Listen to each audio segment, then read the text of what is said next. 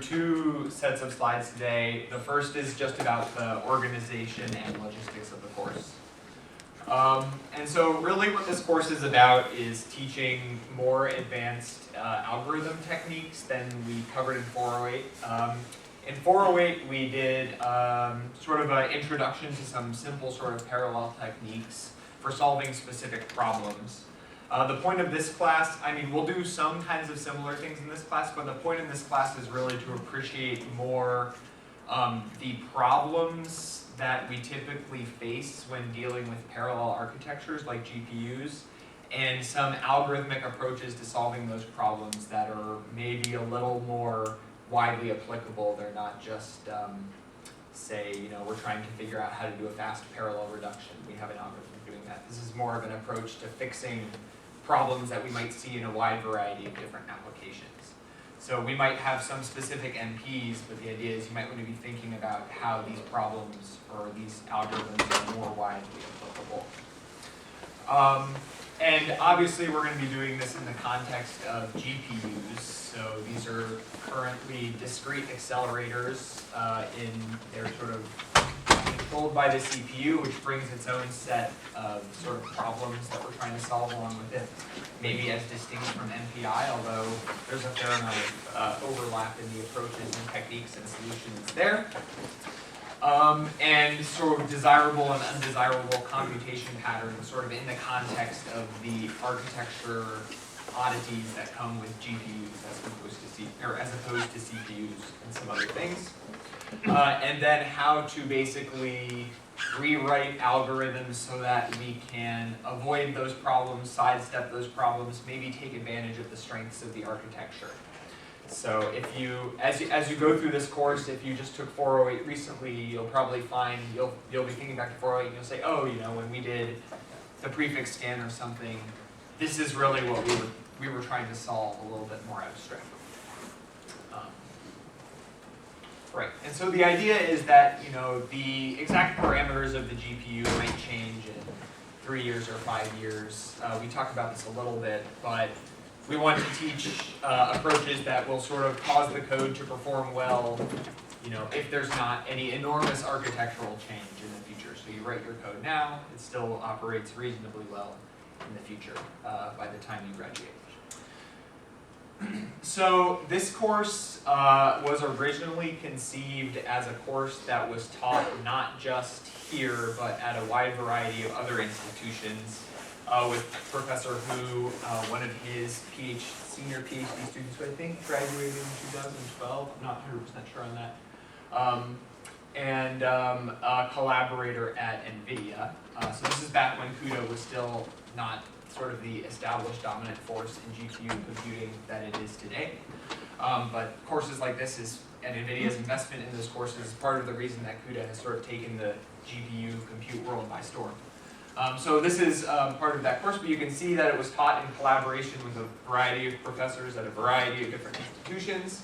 And sort of we get to see a little bit of that history because the course wiki is hosted on the Blue Waters page as opposed to maybe something else that you might be a little more familiar with, and this is the reason for that, so that folks at other institutions can see the material that we're teaching here this year, even if they're not offering it. So that's why that is, if you end up being curious about that. And so Professor Hu has an office in CSL. He put his office up here, but I almost guarantee you that if you just show up there in person, you will not be able to meet with him because he probably won't be there. So do send him an email instead. Put ECE 508 at the start of your email subject line. He's the acting head of the ECE department, and if he, I don't even know how many emails he gets per minute, but more than he can read. So that'll help it stick out. I guess these are his office hours. I haven't confirmed that with him. But I would also recommend that if you have a question that, it probably wouldn't hurt to add a way to your email as a CC unless it's, you're having a problem with way or something, right? Okay, so this is me. I'm one of the expert contributors. Simon is in the back there. He's recording today, but he'll be making expert contributions at another time. These are other PhD students in Professor Hu's group. We sort of have a research scientist, Andy, who's working on the course infrastructure, which you'll be using to do the labs and probably your project as well. And so we're all working on doing some guest lectures like me, writing the MPs, advising on final projects, things like that. And I'm sorry I don't have Way's contact information here, although, are you in here, Way? Okay, so that's a good start. No, I've talked to him, so he's a real person. So, professor who got his PhD in computer science from University of California, Berkeley, before I was born. But he has a large history of contributing to GPU programming, especially in the recent past. Since about 2007, he's the co-PI of the Blue Waters project. So there's that supercomputer that's south of campus that is sort of on its way out because it's 6 or 8 years old now or something like that. But he was instrumental in getting that here. He's been a co-founder in a lot of companies. I actually worked for Multicoreware for 2 summers back when I started my PhD.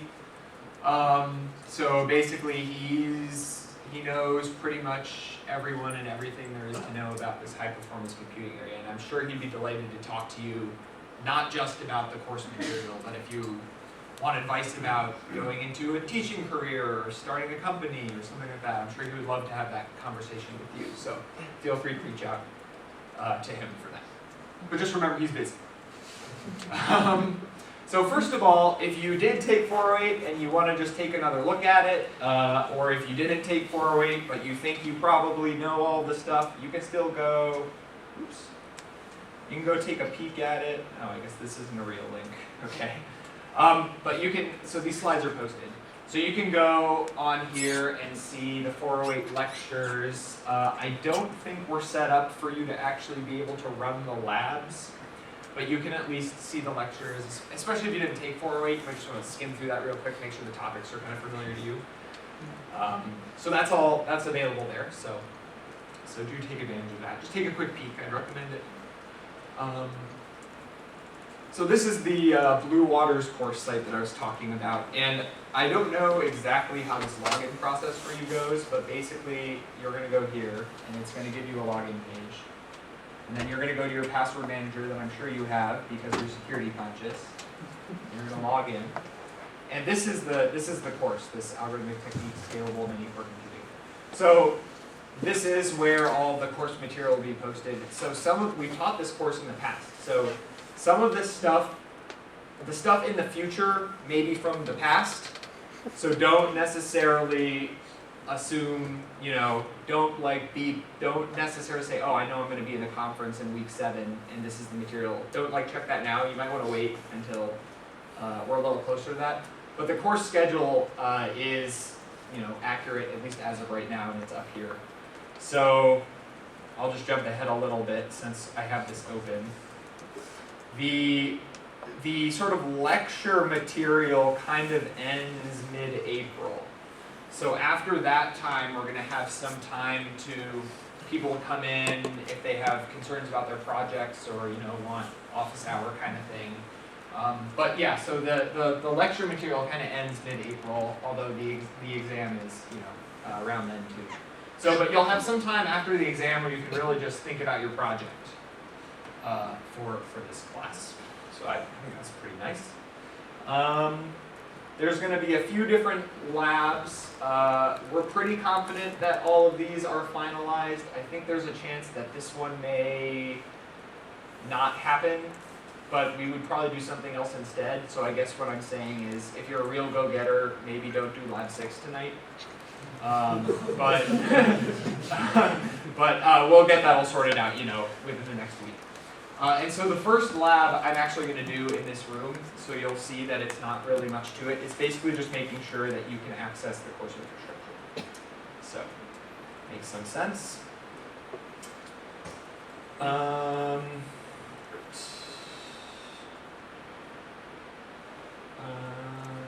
Right, so it's all on there.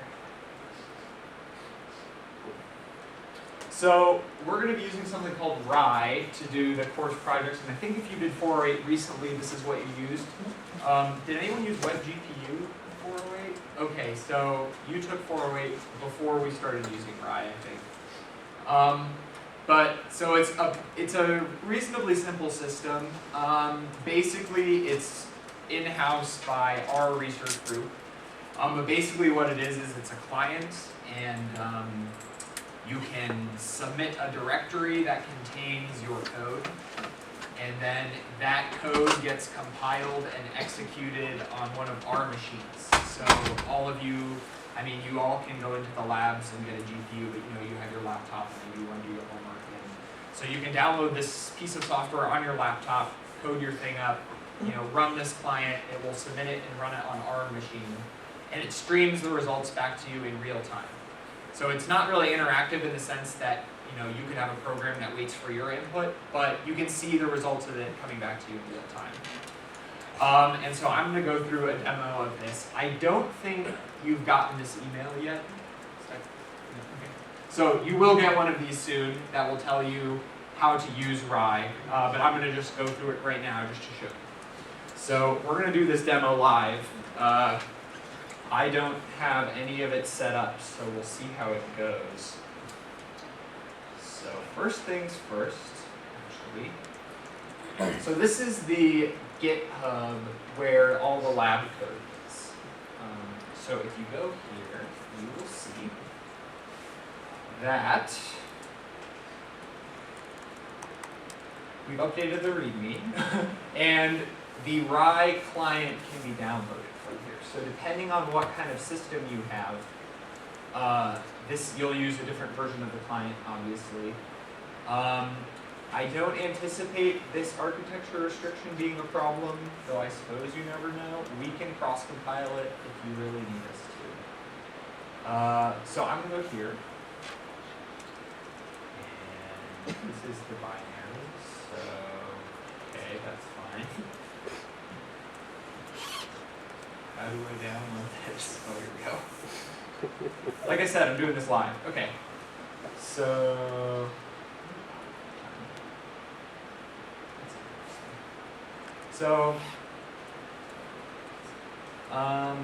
so you need to get Rye into your path. So your path is whenever you type something on the command line, the path is all of the directories that the operating system searches to look for that command, right? So if I make up some command, it's going to say that it can't find it because my path does not contain anything that has that command in it. Okay? So we have to get Rye into our path somehow. Depending on what operating system you're on, there's a variety of ways to do that. In Linux, in Mac OS, you can probably edit something that looks like .bashrc or maybe .profile. You can look it up for your specific system. There's a way to do it in Windows too. But basically, I have this folder in my path. Oh, sorry, I have Rye here. Let me make this a more convincing demo. Okay, so I downloaded the Rye thing. Sorry. This one. So I'm going to extract it. You see that Rye pops out. So I'm going to make it executable. And then I need the second piece that you need. So once you have the client, and I'm trying to submit something to our Rye infrastructure, the question is, how does Rye know who I am? The answer to that is a special file which you will get in that email. In that file, you'll need to put in your home directory. So on Linux and Mac OS, it kind of looks like this. The tilde is short for your home directory. I think in Windows, it's like this or something. There's instructions on the README. So I actually already have my Rye profile because we haven't sent those emails out, but it looks something like this. So what you don't want to do is share your secret with the entire class. But it won't help you to be me because I don't have any special power. So, but your Rye profile is going to look something like this. You just put this file in your home directory with this name. And that tells Rye who you are. And then you're going to take the project repository and clone it at the location of your choice. So, for example,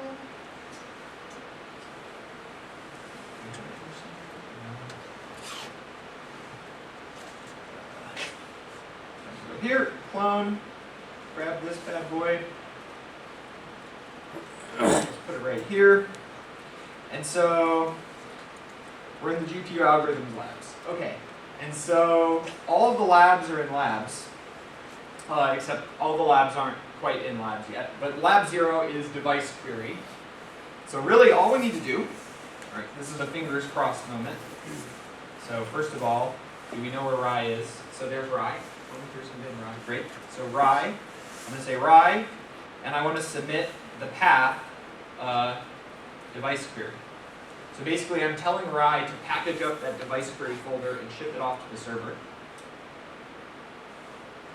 And you'll see that, so you'll see that it checks to see who I am, it zips everything up and uploads it. And then sometimes after you post your job to the queue, particularly if everyone is trying to do their projects at the same time, you might have a brief wait here as the server goes through all the queues. But once it's done, the server downloads your code, and it uses a particular Docker image to execute it in. So this Docker image basically just has CUDA 10 in it. But you can see that what it does is it builds everything. So this is doing CMake, and then it builds it, and then it runs device query. And so on these particular systems that we're using right now, we have a GPU with a Titan V, and so it has these computational capabilities and things. So if you're trying to do some fancy optimization for your project or something, you can see the properties of the system that we're making available to you. I believe in the middle of the course this is going to change to an IBM system with more GPUs, but it will be sort of transparent to you. Rye will continue to work. Okay, and so the last sort of magic here is, so right, there's one thing, there's the Rye client, which you download and run. There's the Rye profile, which tells Rye who you are. And then there's this recipe, which tells Rye what to do with the directory that you just uploaded. And that recipe is in the directory. And that's the Rye build file. So you can see I'm inside the device query lab, and there's a Rye build file. And so if we just take a quick look at that,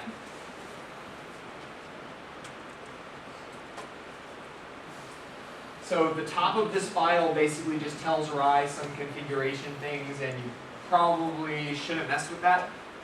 But this part tells, for the purposes of doing the labs, you won't need to mess with this, but this is sort of essentially the set of things that Rye executes, if that makes sense, right? So first, Rye takes the directory that you give it and it puts it at source. So first we do CMake with source, and then Rye runs everything in a directory called build. So it takes your directory, puts it in source, runs everything from a directory called build. So it's kind of designed to work with CMake. You've used that before. So we just do CMake source, make, and then run the code, the device query. And so each of the labs that we provide is already going to have one of these set up for you, so you don't need to mess with it. If you want to do something like profile your code, say, we can edit this file. So I can say, let's just run nvprof on this device query. This is the NVIDIA profiling tool. And let's see, you can't submit to Rye too often, so let's see if it's, okay, it's been long enough, great. So, so you've asked to rebuild it every time, right? So there, so here's the results of nvprof. And you're like, oh gosh, I was working on my MP and I dumped out a bunch of stuff to a file to debug. How do I get that? And the answer is, you can go, Rye prints out a URL that has the result of the folder after the execution. So you can just download this, if I extract it. Then it has the results of all of the execution in it. So if you create a file or something, it'll show up in here when you download it. So that's how you can get some files back or something. Or if you use nvprof and generate a file that you want to analyze later, you can get it this way. And I believe those files will live forever. So storage is cheap. It's like would cost us more to go in and take them down than it costs us to move them up. I mean, in terms of time. So, okay, so great. So that's Rye. I know I went through that kind of fast. Once you do it once with the device creator lab, it's going to make a lot of sense. So the grading of the course is oriented toward the lab. In the lab code, there is code that checks the correctness of your lab. So since this is not an undergraduate course with 600 people in it, that's how we're doing the grading. Don't make us come up with a different way to do the grading. I mean, the reason that this matters is because you have access to the code that grades you. So we'll do some spot checks, but like, you're all mostly graduate students. So this would be a real silly reason to get kicked out of the program. I guess is different than saying. But so this is these percentages might shift a little bit, but this is basically the breakdown you should expect. And we'll shift these. If we change them, we'll change them well ahead of whatever the drop deadlines and stuff. So we're not trying to surprise anyone here. So we're not really planning to accept any late lab submissions. They're posted early, so you can sort of plan around it. None of the labs are really intended to be super onerous, but we understand that sometimes unforeseeable things occur. So I guess I kind of made this point, but I mean, this is sort of the standard academic honesty spiel. Like, you're allowed to collaborate, you're allowed to get advice and help, don't take people's code, don't exchange anything for anything else. Try to get something out of the course since you signed up for it and committed to take this time. Anyway. I don't know exactly what WenMay's policy is on punishing academic dishonesty, but I don't know. Let's not find it.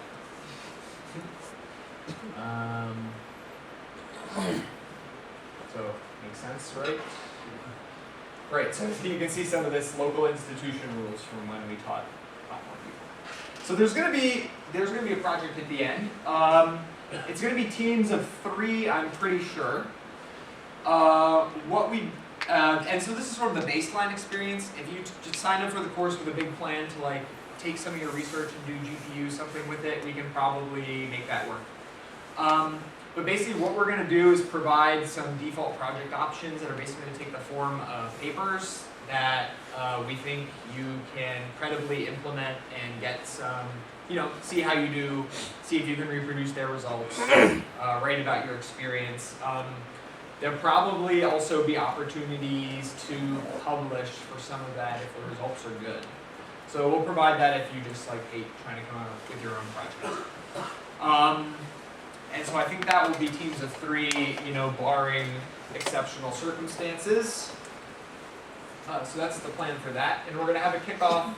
It's on the schedule, but in a month or 2. So we're really working on that project for about half the course of it. Right, so this is duplicated a lot from the previous slide. And so some of the projects that we're kind of thinking about there are some papers on some graph algorithms on GPUs, which I think is tough to implement in a high performance way for reasons that I think will become clear as we take the course. We also have some compiler techniques for GPUs, particularly around dynamic parallelism. So that's where you would have the GPU launching kernels onto the GPU. And there are ways where you can reduce the overhead of that by doing some analysis. And probably a few other things as well. So all of the text, I think, is on the website. So the 4-rate material is basically the background, but it'll all be up there. And don't be afraid of looking up the CUDA documentation on NVIDIA's website if you have detailed questions about it. It's on API. Okay. So as far as logistics goes, does that make sense? Questions, comments, concerns? I don't know if I can address them, but I can certainly pass them along. This is not your only opportunity, of course. Okay, well great. Then in that case, we'll move on to the second stack of slides for today, which is really just about the the topics that we're covering in class. Give us a second to open this.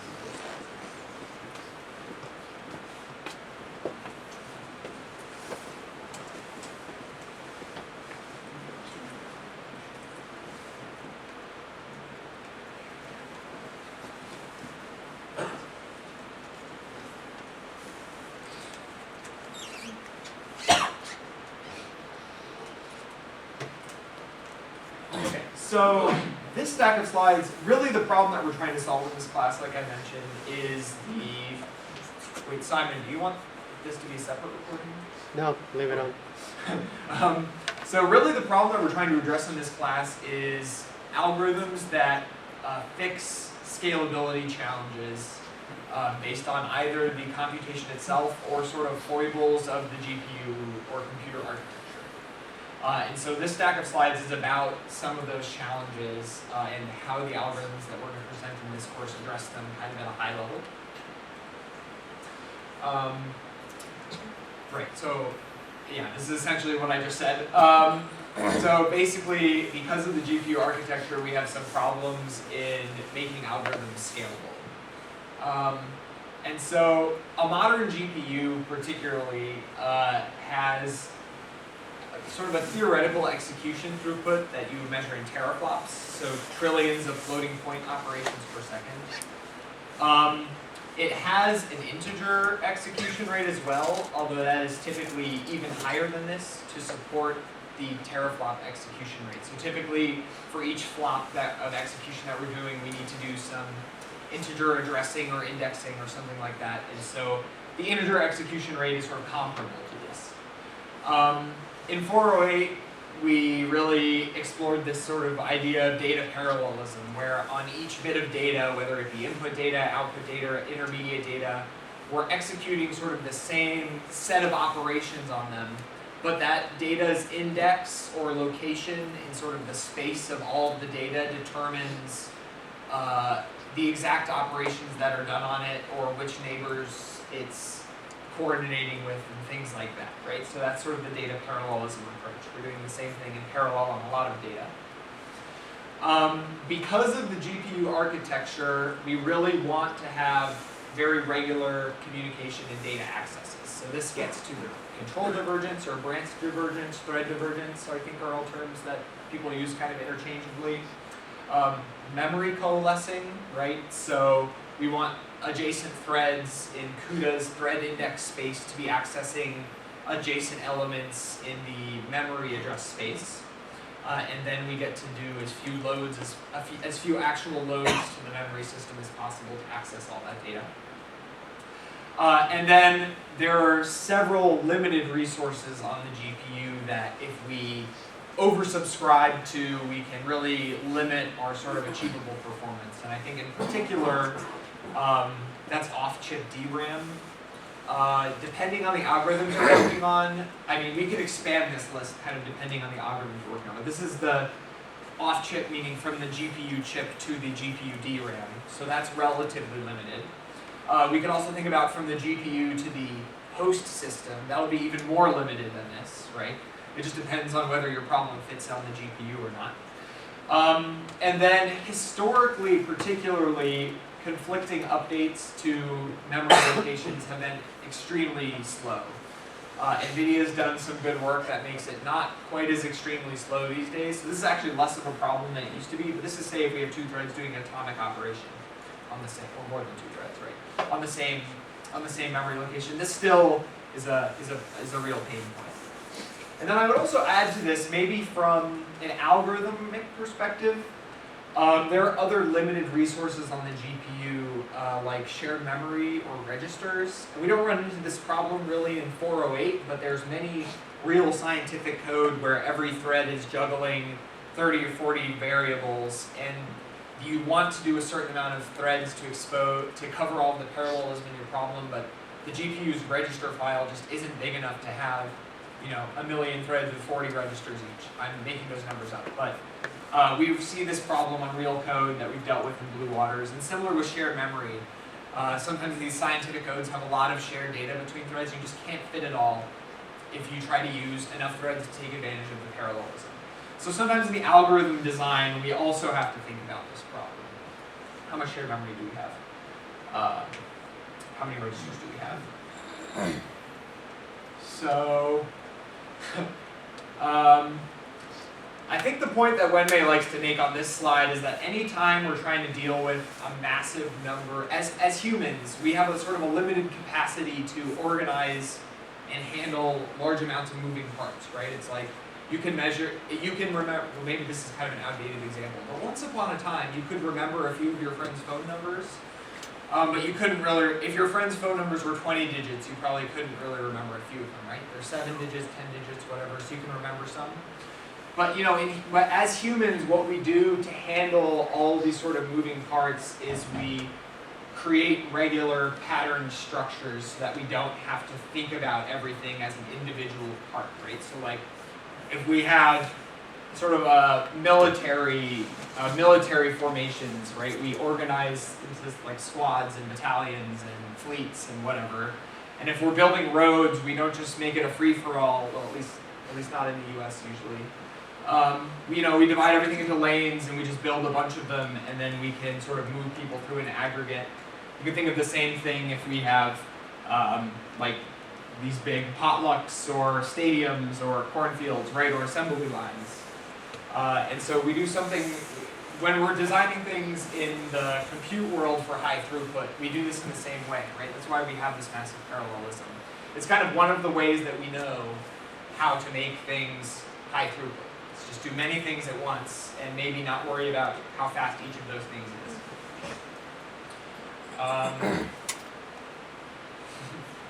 I guess we're trying to sell you on CUDA, but you're already here.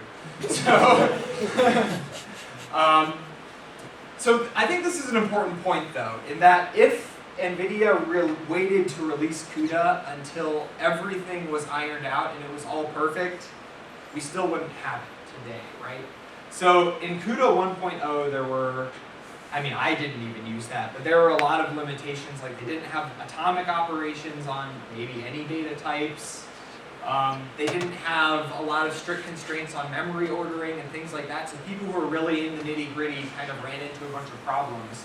But it was good enough to do enough of these algorithms that, you know, even the 408 material that we teach really is applicable sort of back then and can cover a lot of problems. And so CUDA's getting much more sophisticated, I would say. The GPU architectures are becoming even more general purpose.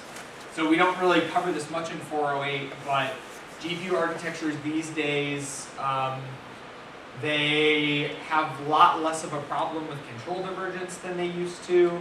NVIDIA has an API for doing synchronization across sort of arbitrary groups of threads, not just warps and thread blocks. You can set up a directed graph of kernel dependencies and execute it repeatedly. So we don't talk about this stuff in 408, but basically, NVIDIA sort of has this CUDA thing, and there were a few little holes in it, and they're filling them in and extending it and making it bigger and bigger and more general purpose. And so, you know, this is really an algorithms class, so we're not going to talk about some of those interesting details, but it may come up when you're doing your project. Don't be afraid to look at that. So I think one of the things that we want you to get out of this course, and I think this really speaks to many CS courses in my mind anyway, is that really we have to think about the problem that we want to solve, but ultimately we're constrained, right? This is the core problem, right? We're constrained by the foibles of the programming model and the architecture. That's kind of the tool that we have to work with. And so if you're interested in the high throughput problem, I mean, one of the big tools that you have available to you is the GPU, and many people go straight there. But really, we want to understand how the problem might map onto that GPU compute space, particularly with the constraints that we'll talk about in some of these slides in mind. So, you know, if I can do a back of the envelope calculation saying that I have to load 8 bytes for every floating point operation that I want to do in my code, probably no matter what I do with that algorithm, I will not see a speed up on the GPU over the CPU, right? So I mean, that's a simple example, but before we even spend a bunch of time in PhD students on writing GPU code for our research, we want to understand whether there's sort of a hope of ever succeeding. And so that's sort of this relationship between the domain problem and the computational methods. And sometimes what it takes is rethinking the computational approach that you did. You know, maybe your advisor is the expert on XYZ, and they have this code that's 30 years old, and they have their way of doing things. And so it might be that we've dealt with this problem in Blue Waters as well. You know, it might be that some sort of fundamental approaches to solving the problem need to be rethought to take advantage of these architectures. And so that's, don't necessarily just think that the way that you're doing it now, you know, I took my CPU code, I used OpenMP and parallelized it, and I'll just do the same thing on the GPU. Maybe, but maybe not, right? So don't get stuck in that. Zoom out, take a look at what you're doing, do a little back of the envelope, try to figure out whether there's even a hope. And you can always redesign the approach, maybe if you need to, right? And that's where some of the innovative research comes from. That's another thing we really want to get out of this class. So now we're going to talk about some specific problems in the GPU architecture, sort of at a high level. And so this first one was one of the ones we talked about, was the data access conflicts. And so that's where we're talking about, right, if we're doing atomic operations, all of our threads doing an atomic operation on one address. And the problem is, any time that we're doing a parallel operation, the idea is that we have a bunch of threads executing independently. And so any time that those threads can no longer execute independently is terrible for us, right? Even if it's only a little bit of time that they can't execute independently, it's terrible. And that's because we have so many threads doing so many things in parallel that if they have to do even a tiny thing one at a time, we'll lose all of the benefit that we got, right? And each of our threads is much slower than it is on the CPU. And so one common place where this happens is when we have some kind of critical data or shared data that everyone needs to update repeatedly in the algorithm. And that can cause a large amount of delays. And so I think this is particularly apropos picture now with the government shutdown.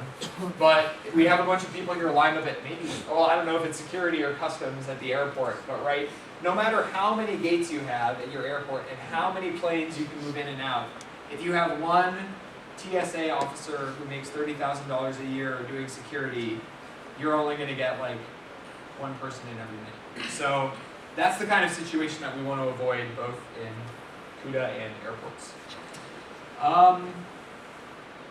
So this is a very simple example. It's a element-wise vector. I guess we have dot product here, right? But it's kind of similar to, well, so yeah, it's just the dot product. So we have two vectors, we multiply all of their elements element-wise, and then we sum them all up to get a single value.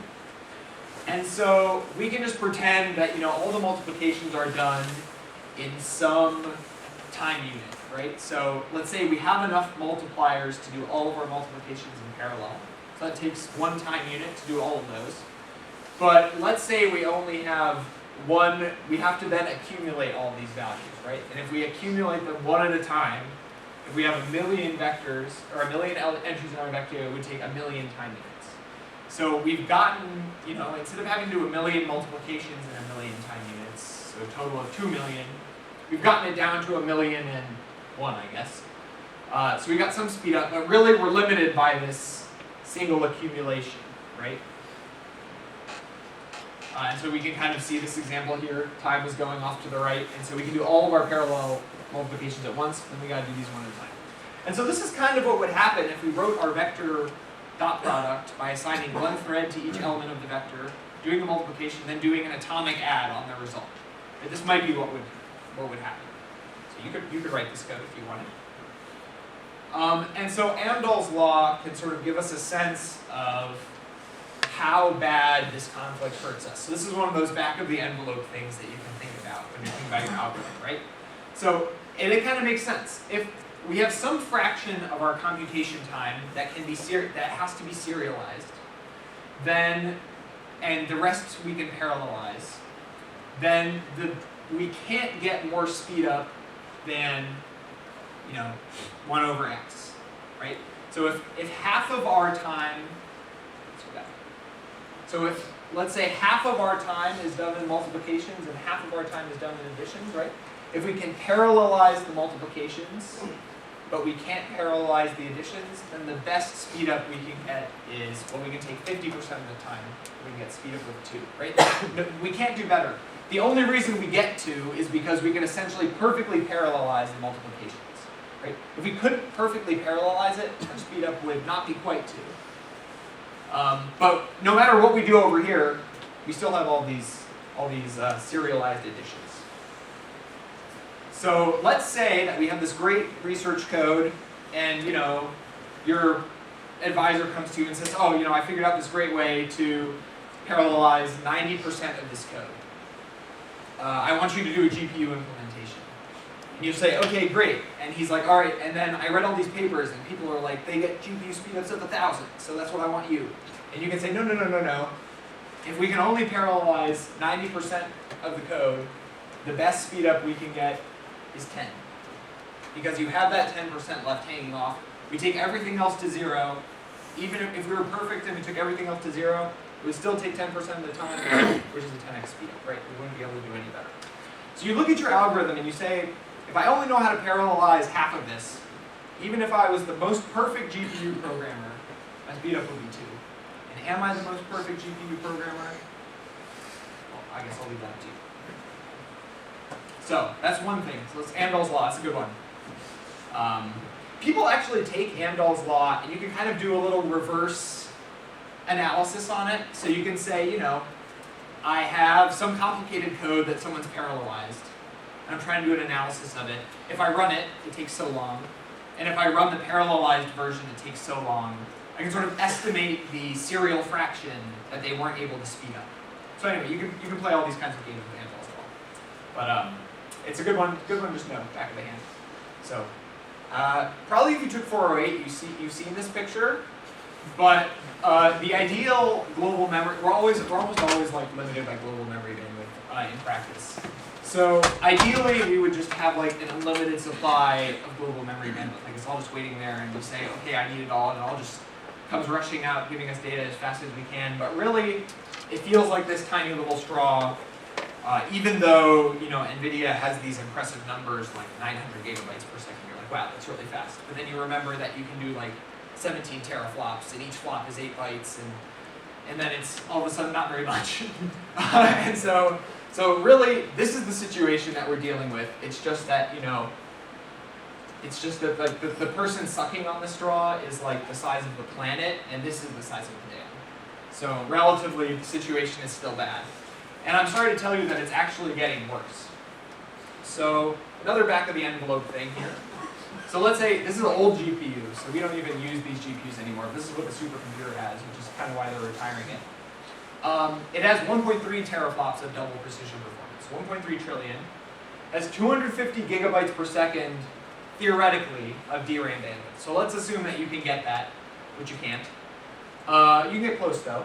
So that means that each byte is only an eighth of a double precision floating point floating point number, right? So what an eighth of this is what, like 30? So really we get we get 31.2 giga double precision floating point numbers. So right, this is not so we can do 1.3 trillion floating point operations, but we can only get 30 billion out of the memory of this, right? So it's terrible. So you can just do this, you do 1300 divided by 31.25, so you need to be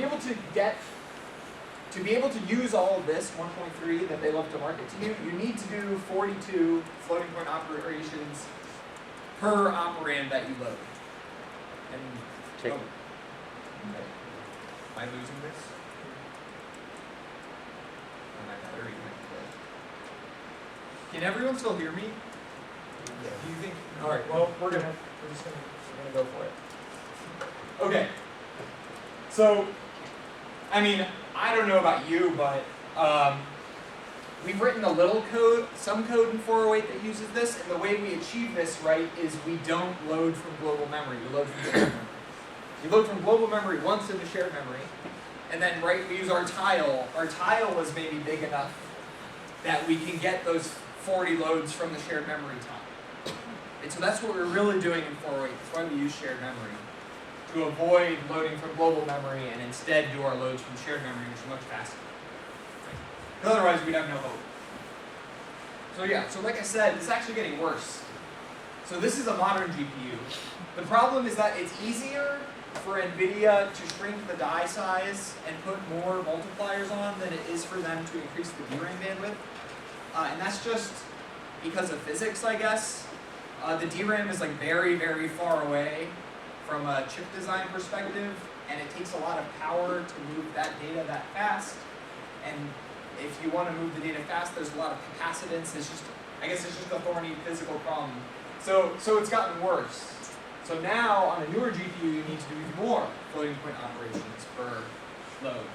Now that's not to say that if I took the exact same code on Kepler, say my code was a vector addition on Kepler where I do one floating point operation per 2 operands that I load, right? Ultimately, I will be limited by my global memory bandwidth, right? So if I need to load, I could probably do like 16 billion floating point adds per second, right, on Kepler. So if I do it on Volta, it will be faster. I'll be able to 112. But the problem is that sort of the percentage of the theoretical capability of the device that I'm using is less as time goes on. And unfortunately, we don't really see actually the only reason this is this good, it's not worse than this, is because they changed memory technologies from something called DRAM to something called high bandwidth memory. So we got sort of a one-off big improvement, like factor of 2 style kind of improvement. So if we were still using DDR RAM in these new fancy GPUs, this would be like 120 something. So it's just probably going to continue getting worse unless someone here figures out how to make memory faster. So I hope that impresses upon you how much stride you will go to avoid using the global memory. Really, you should try to think of the global memory as really only good for holding your data set. It's great if your data set fits in the global memory, and then you have like some hope of accelerating on the GPU. But that doesn't mean that you can. It just means there's hope that you can do it.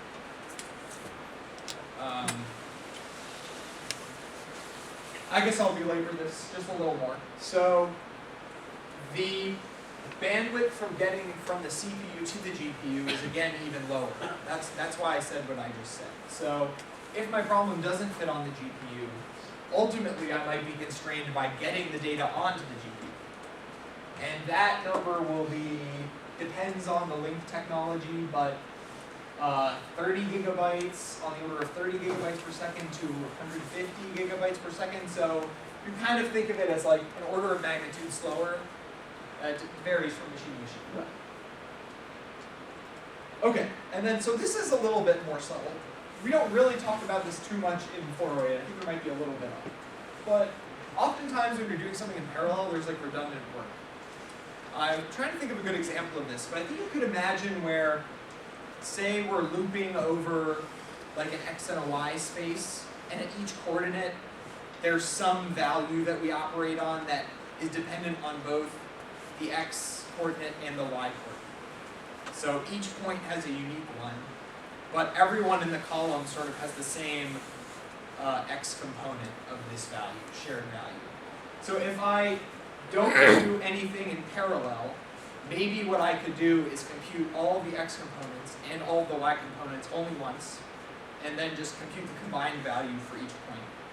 But if I do all of the rows in parallel, independently, the rows can't reuse the shared value from other entries in the column. So you end up having to recompute those column entries. And you'll see this a little bit in the scatter gather lab.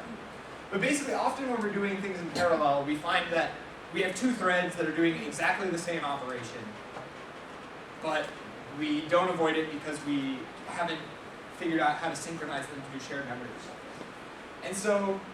And then each thread is also going to be doing some work that we really care about, right? So the problem is that the more parallel we go, the more of that redundant work gets done. So it could be that by reducing the parallelism, this is called coarsening, we can do less redundant work and ultimately do the overall problem faster. Purely for the reason that we can do less redundant work. There may be additional benefits like we make fewer memory transactions or something like that. But just from an algorithmic perspective, reducing the parallelism may make it faster. And so this is a subtle point that you should sort of be on the lookout for when you're looking at real code. And if you find your code and you're like, oh, I reduced the block, I did this coursing and reduced the block size and it's faster, maybe you could think about maybe this as well. So this is a little bit subtle. Does this make some sense? I know it's kind of abstract here, but it's going to come up in I think the scatter gather lab will make this a little bit more apparent. And so this last point, I think this is the last one, is load balance, and we have some bad text box sizes on this. But so we have some amount of work that is demonstrated by the sort of sum of these blue lines, right? And so if we have good load balance, all of our parallel workers are doing roughly the same amount of work. And if we have bad load balancing, someone's doing a lot more and other people are doing a lot less. This could happen for a few reasons. Maybe we have a problem where it's sort of spatially decomposed and different regions of the problem have more or less data in them that we need to operate on. Maybe we're doing a simulation of the universe, and the universe is not uniformly dense. And so just some regions of the universe, there's more work to do than others. So for example, sometimes this is sort of implied by the algorithm design. I would say often it is. But the problem is that the total time that this takes is this long. So whatever that is, let's call it t. And this is like 2t, right? Because this whole problem isn't done until this guy's done. So we really want to avoid this. And so this could be pretty bad, right? So if we have a problem that takes 100 units of time, and we split it into 10 units of 10, then it takes 10. But if we end up splitting it into 50, 10, and whatever, a bunch of 5s, 8 5s, then we're all going to be waiting 50 for this one guy who got all this extra work to be done. It's kind of similar to Amdahl's now, right? And instead of taking 10 times for a 10x speed up, we take 50 units of time for only a 2x speed up. Just because the load balancing wasn't good. So, so I talked about this a little bit. But basically this comes about from data that is not uniform. Right? So and the reason that happens is because we're operating in this data parallel programming model, where we have to do the same thing on every piece of data. And so if the data is not uniform, then the same thing on a different piece of data takes different amounts of time. So, so if everyone is operating on a different volume of the universe, or in this case a different volume of the signal input space, then they might have more work to do than others, not because we did anything wrong, but just because our input data is not uniformly distributed. And so things that people might do about this, sometimes you can transform your input data so that it's uniform. Maybe you can do some kind of coordinate transformation, or you could do something like binning, where we take our input space and put it sort of I guess it's still kind of a coordinate transformation. But or we can adjust our parallelism so that it better fits the non-uniformity in the input space. So to give an example, we launch a kernel in our index space. Each kernel looks at its region of the input and it says, oh, I have 100 data units in my input space, I will launch 100 threads. I have 1 data unit in my input space, I will launch 1 thread. And so we can adjust our parallelism to fit the input space. I would say the third thing that you can do is potentially you can do dynamic load balancing. So if I had, and this kind of depends, but we could imagine if I had 3 workers to do these 5 tasks. In this case, we would have 3 workers. They would take the first 3, and as soon as they were done, they would take any available work that there is to do. So in this case, we would have 1 worker. He would get unlucky and take this, and be spinning on it for a long time. but the other workers would sort of take these up in the background as they finish them. So in that sense, sometimes we can over-decompose a problem, as long as we can still have enough parallelism in our workers to fully utilize the GPU. So those are some approaches. Yes? Isn't that problematic because it requires global synchronization? It could. So, right, it does require some kind of synchronization. And so one way you could potentially do it is, you could have global synchronization. The other thing you could do is if you can fit all of your data onto the GPU, you could imagine that each thread atomically sort of increments a counter and claims some more of the work as soon as they were done, or something like that. So right, if I could, say it was a vector that I was adding, I could have each thread block go in and say, okay, I'm done, I'm going to atomically take the next 50 units and work on those. And as people finish, they just use atomic operations to grab the next one. So that's another option. For data that's a good question. For data that's too big for the GPU, modern systems have so-called system atomics, which are atomic operations that are visible to the CPU and the GPU at the same time. And so you could even atomically take data out of the host memory, which is something that you would really need maybe a kernel launch or a global synchronization to do in older versions of CUDA or on older systems. So this is one of the ways that NVIDIA is sort of enhancing the capabilities of CUDA. Good question. Oh, and so these are the algorithms that we're going to talk about. So we have a lab on some of these, but basically I just talked about this load imbalance. I talked about bandwidth and contention, I guess. I can briefly mention some of these other ones. So the CPU leveraging one basically means that the GPUs require a system that also has a CPU, right? The operating system does not yet run on the GPU. So often it's the case that there's a CPU sitting in your system, not doing anything, and NVIDIA probably doesn't want me to say this, but the CPU is also a very capable computation device. And so if you can take advantage of that at the same time as you take advantage of the GPU, then maybe that's some good improvement.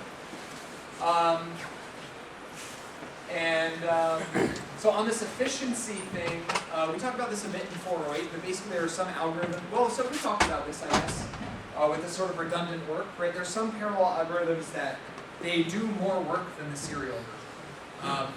And so we want to, that's potentially a cost that, depending on the size of the problem, we might not be able to manage, so there's some problems for solving that.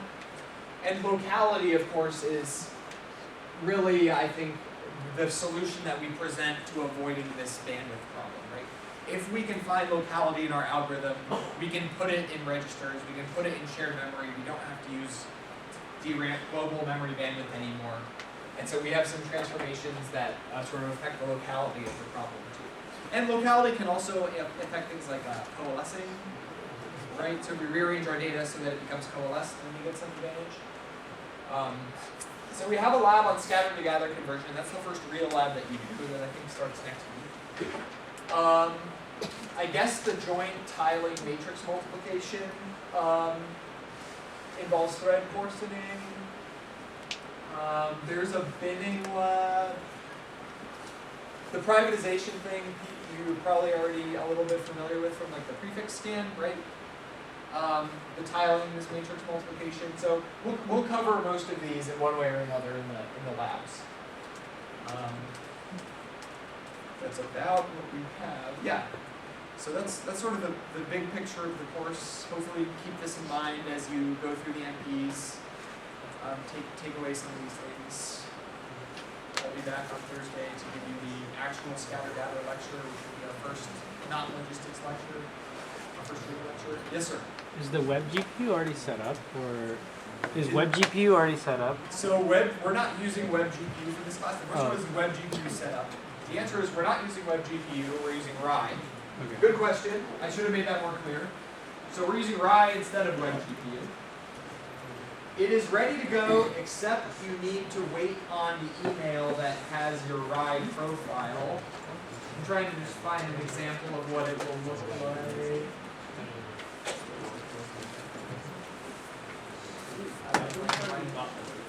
You already got it? Yeah, I already got it. Okay, well great. So then, so what you'll need to do is you'll need to put that file in, put the contents of that file in this file.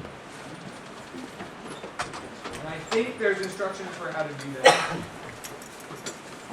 If it's not here, yeah, install and setup. So this tells you how to do it.